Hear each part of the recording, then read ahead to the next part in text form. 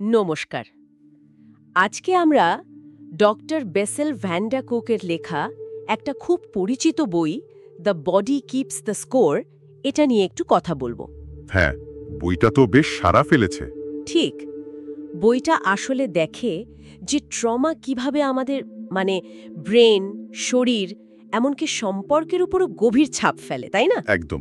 আর আমরা এই আলোচনায় শুধু বইটা নয়, এর সাথে সম্পর্কিত আরও কিছু জিনিস, যেমন ধরুন কিছু ভিডিও সারাংশ, অডিও বুক, উইকিপিডিয়া পেজ। ও, উইকিপিডিয়া পেজে তো কিছু সমালোচনার কথাও আছে মনে হয়। হ্যাঁ, সেটাও আছে।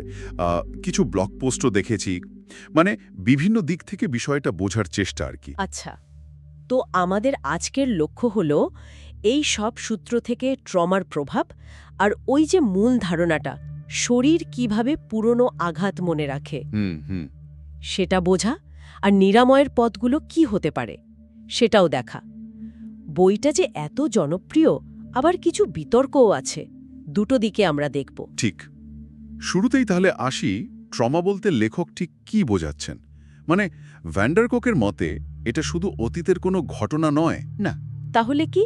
বরং ওই ঘটনার ফলে আমাদের মন, মস্তিষ্ক, শরীরে যে একটা বলতে পারেন গভীর ক্ষত বা ছাপ তৈরি হয়, সেটাই ট্রমা, যার ফলে বর্তমানে টিকে থাকাটাই কঠিন হয়ে যায়। মানে শরীর আর মন যেন অতীতেই আটকে আছে। হ্যাঁ, অনেকটা সেরকম। যেমন ধরুন যুদ্ধফেরত সৈনিকের কথা, বহু বছর পরেও হয়তো তিনি আতশবাজির শব্দে চমকে উঠছেন। যেন আবার যুদ্ধক্ষেত্রে। ঠিক। মস্তিষ্ক হয়তো জানে সে এখন নিরাপদে, কিন্তু শরীর পুরনো বিপদ সংকেতেই সাড়া দিচ্ছে। কিন্তু এটা কেন হয়? ব্রেনে ঠিক কি ঘটে? আসলে ট্রমা মস্তিষ্কের স্বাভাবিক কাজ করার ধরনটাকেই পাল্টে দেয়। যখন বিপদ আসে, আমাদের যুক্তিবাদী অংশ মানে প্রিফ্রন্টাল কর্টেক্স সেটা প্রায় কাজ করা বন্ধ করে দেয়। আচ্ছা। আর আদিম অংশ অ্যামিগডালা, যেটা বিপদ সংকেত দেয়, সেটা মারাত্মক সক্রিয় হয়ে ওঠে। আর এটাই ওই ফাইট, ফ্লাইট বা ফ্রিজ মানে লড়ো, পালাও বা জমে যাও এই প্রতিক্রিয়া তৈরি করে। তার মানে ট্রমার পরও কি এই অ্যামিগডালা সবসময় অতিরিক্ত সজাগ থাকে? হ্যাঁ, ওটাই সমস্যা। অ্যামিগডালা হাইপার ভিজিলেন্ট বা অতিরিক্ত সংবেদনশীল হয়ে থাকতে পারে, ফলে খুব সাধারণ পরিস্থিতিতেও বিপদ সংকেত পাঠাতে শুরু করে। ও আচ্ছা। আর তার সাথে হিপ্পোক্যাম্পাস, যেটা স্মৃতি সাজিয়ে গুছিয়ে রাখে, সেটাও ক্ষতিগ্রস্ত হয়। স্মৃতিগুলো তখন আর গোছানো থাকে না, খাপছাড়া, ফ্র্যাগমেন্টেড হয়ে যায়। ইসিলিয়ে ফ্ল্যাশব্যাক হয় বা স্মৃতি মুছে যায়। ঠিক, ফ্ল্যাশব্যাক হয়, আবার ঘটনার কিছু অংশ হয়তো মনেই থাকে না। আর আরেকটা ব্যাপার হলো কথা বলার ক্ষমতা। হ্যাঁ, ওই যে স্পিচলেস টেররের কথা বলা হয়। একদম।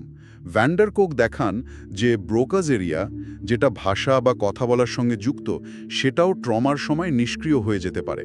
ফলে সেই ভয়ঙ্কর অভিজ্ঞতাটা ভাষায় প্রকাশ করাই মুশকিল হয়ে পড়ে। আর এখানেই তো বইটার একেবারে মূল ভাবনাটা আসছে, the body keeps the score. শরীর নিজেই যেন স্কোরবোর্ড, অতীতের সব আঘাত সে ধরে রাখে।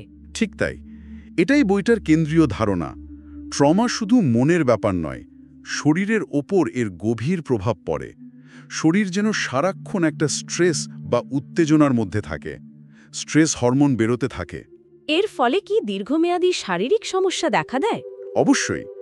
যেমন ধরুন ক্রনিক ব্যথা ঘাড়ে, পিঠে, মাইগ্রেন, হজমের সমস্যা বা আইবিএস, অসম্ভব ক্লান্তি লাগা, ফাইব্রোমায়ালজিয়া, অটো ইমিউন ডিজিজ, এমনকি ওজন বেড়ে বা কমে যাওয়াও হতে পারে।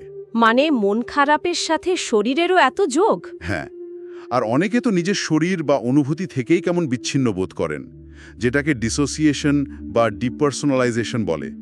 একদম অসার, নাথিং ফিলিং। এই ভেতরের ঝোড়ঝাপটা তো নিশ্চয়ই বাইরের সম্পর্কগুলোকেও প্রভাবিত করে। খুব স্বাভাবিক। ট্রমা মানুষের বিশ্বাস করার ক্ষমতা কমিয়ে দেয়, ফলে সুস্থ গভীর সম্পর্ক তৈরি করা কঠিন হয়। ডক্টর রুথ ল্যানিয়েনেসের একটা গবেষণা আছে। হ্যাঁ, কি বলছে সেটা?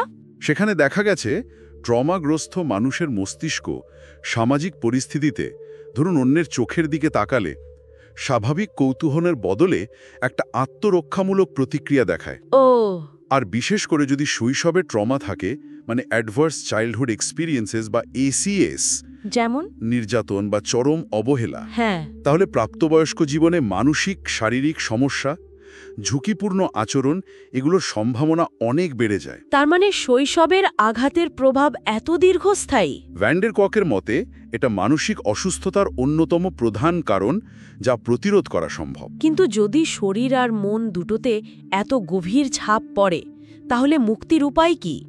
শুধু কথা বলে কি কাজ হয়? শরীরকে কিভাবে শান্ত করা যায়? ঠিক এই জায়গাটাতেই ভ্যান ডের কক প্রচলিত টক থেরাপির কিছু সীমাবদ্ধতার কথা বলছেন। তার মতে নিরাময়ের জন্য শরীর আর মন দুটোকেই গুরুত্ব দিতে হবে। তিনি জোর দিচ্ছেন বটম আপ অ্যাপ্রোচের ওপর। বটম আপ মানে? শরীর কেন্দ্রিক থেরাপি, যেগুলো শরীরের ভেতরের উত্তেজনা, জমে থাকা স্মৃতি এগুলো নিয়ে কাজ করে। যেমন ধরুন yoga, therapeutic massage, acupuncture. New ইয়র্কের 9/11 সার্ভাইভার্সদের ওপর এগুলোর ভালো ফল দেখা গেছে। আচ্ছা, এগুলো শরীরকে শান্ত করতে সাহায্য করে। আর অন্য কোনো পদ্ধতির কথা কি আছে? হ্যাঁ, আরও বেশ কয়েকটার কথা বলা হয়েছে, যেমন EMDR, eye movement desensitization and reprocessing. ওটা কিভাবে কাজ করে? চোখের নির্দিষ্ট মুভমেন্ট ব্যবহার করে ট্রমাটিক স্মৃতি প্রসেস করতে সাহায্য করে। তাছাড়া আছে নিউরোফিডব্যাক, যেটা ব্রেনওয়েভ নিয়ন্ত্রণে সাহায্য করে। IFS বা ইন্টারনাল ফ্যামিলি সিস্টেমস, এটা মনে করে আমাদের ভেতরে বিভিন্ন অংশ আছে, থেরাপির মাধ্যমে সেগুলোর মধ্যে একটা সামঞ্জস্য আনা যায়। বাহ, বেশ অন্যরকম সব পদ্ধতি। হ্যাঁ, এছাড়া থিয়েটার, নাচ বা ছন্দের মাধ্যমে কাজ করা, কমিউনাল রিদমস, এই ধরনের সৃজনশীল উপায়ও খুব সাহায্য করতে পারে। আসলে মূল বিষয় হলো একটা নিরাপদ পরিবেশ তৈরি করা, সুস্থ সম্পর্ক গড়ে তোলা আর নিরাময় প্রক্রিয়ায় নিজেকে সক্রিয় রাখা। বইটা যে খুব প্রভাবশালী সে নিয়ে তো সন্দেহ নেই, কিন্তু এর কিছু সমালোচনাও তো আছে, তাই না? হ্যাঁ, সেটা উল্লেখ করা দরকার। কিছু সূত্র যেমন উইকিপিডিয়া বা মাদার জোনস, ওয়াশিংটন পোস্ট এরা কিছু প্রশ্ন তুলেছে। কি রকম প্রশ্ন? মূল অভিযোগ হলো বইটা নাকি কিছু থেরাপি বা ধারণাকে জনপ্রিয় করেছে, যেগুলোর বৈজ্ঞানিক ভিত্তি হয়তো ততটা জোরালো নয় বা সীমিত। কিছু গবেষণার ফল হয়তো একটু অন্যভাবে ব্যাখ্যা করা হয়েছে। আর ট্রমার পেছনে যে সামাজিক বা রাজনৈতিক কারণগুলো থাকে, সেগুলোকে হয়তো যথেষ্ট গুরুত্ব দেওয়া হয়নি। হ্যাঁ, এরকম কিছু সমালোচনা আছে। আমরা এগুলো শুধু জানাচ্ছি, কোনো পক্ষ নিচ্ছি না। বুঝতে পারছি। তাহলে সব মিলিয়ে আমরা যা দেখলাম, the body keeps the score বইটা ট্রমার গভীরতা আর বহুমাত্রিকতা তুলে ধরেছে।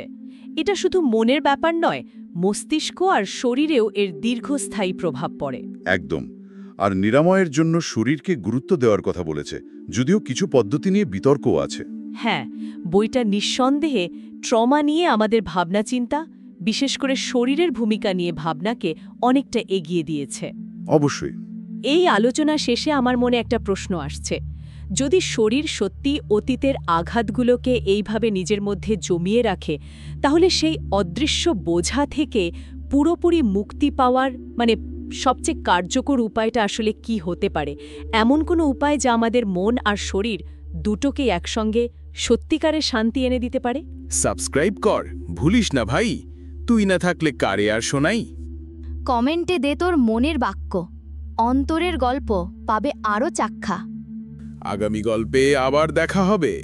অন্তর্বাণী চলবে যতদিন কথা রবে।